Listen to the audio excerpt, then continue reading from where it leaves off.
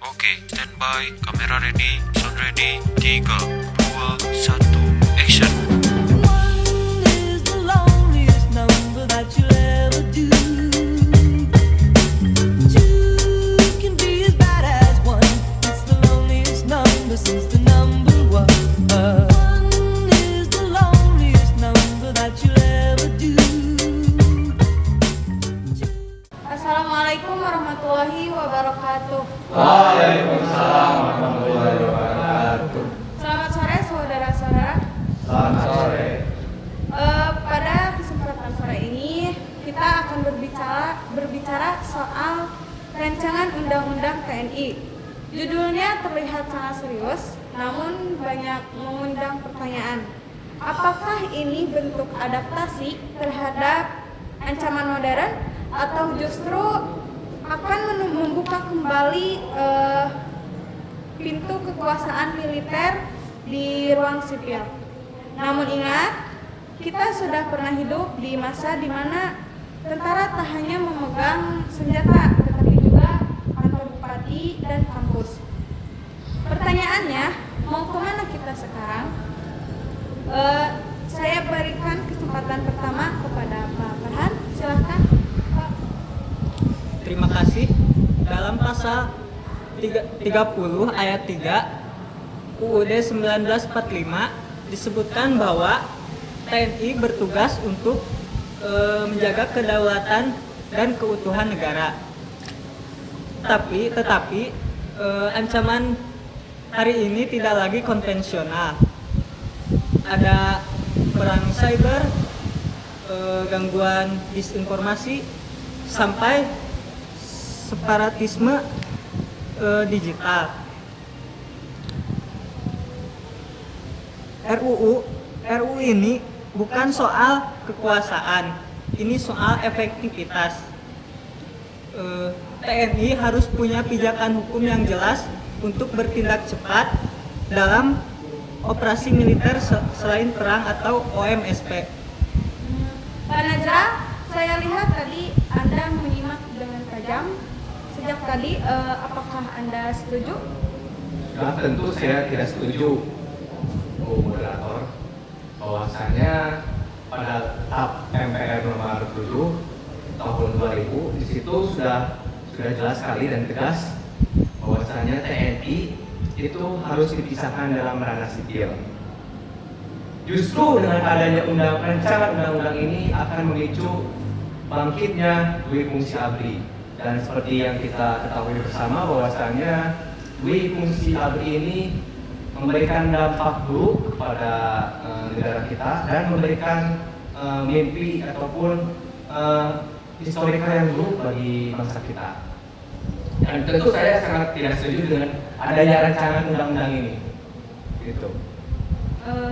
Tapi Pak Najral, bukankah OMSP memang sudah ada di pasal 7 ayat 2 Undang-Undang TNI 2004? Memang sudah ada pada OMSP, cuman masalahnya ini rancangan undang-undang itu memperluas kewenangan TNI dan tidak sebanding dengan limitasi ataupun batasan peran dari TNI itu sendiri, gitu.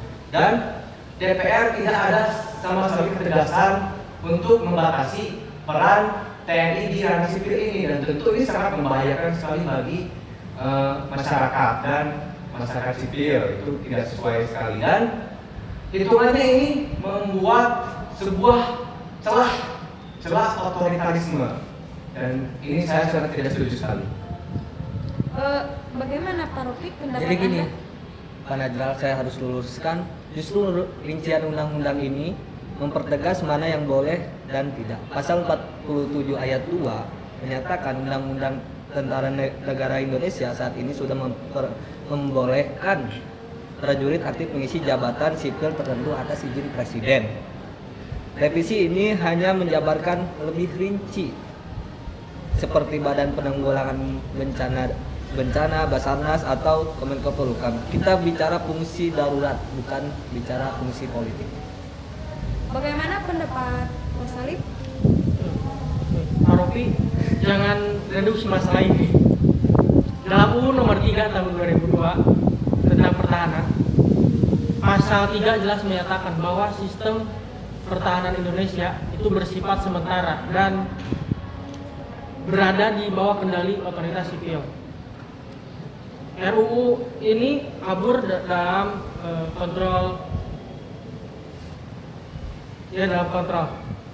Demokrasi menuntut akuntabilitas, bukan hanya niat baik. Jangan kita normalisasikan prajurit aktif duduk di posisi sipil secara tetap. Baik, mohon maaf saya potong sebentar. Pak Gingin, ini menyentuh institusi Anda. Apakah betul TNI tidak akan kembali masuk ke wilayah kekuasaan sipil? Jadi gini Bu, kami di TNI sangat menjunjung tinggi yang namanya profesionalisme. Tapi dalam kondisi tertentu, negara sangat membutuhkan peran kami. Contohnya pada saat pandemi, kami yang pertama turun ke lapangan.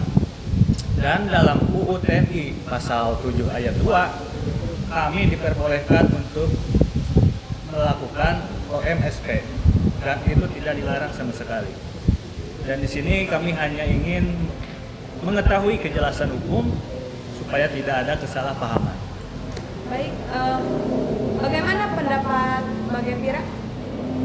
Pak Gingin, saya hargai peran TNI dalam kritis, namun kenapa harus memberikan ruang permanen di jabatan sipil?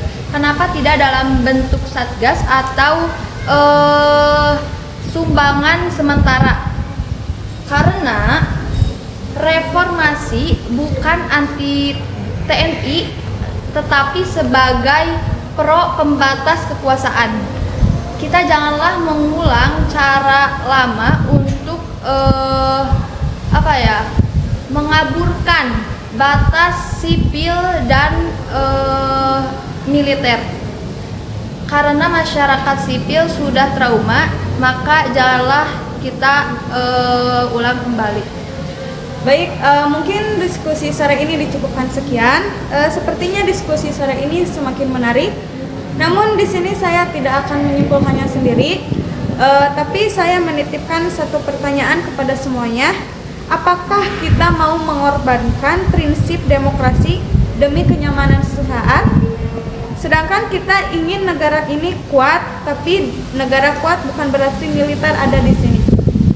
Terima kasih kepada semua narasumber. Rakyat menonton, rakyat menilai. Semoga kita dipertemukan di forum selanjutnya. Wassalamualaikum warahmatullahi wabarakatuh. Waalaikumsalam.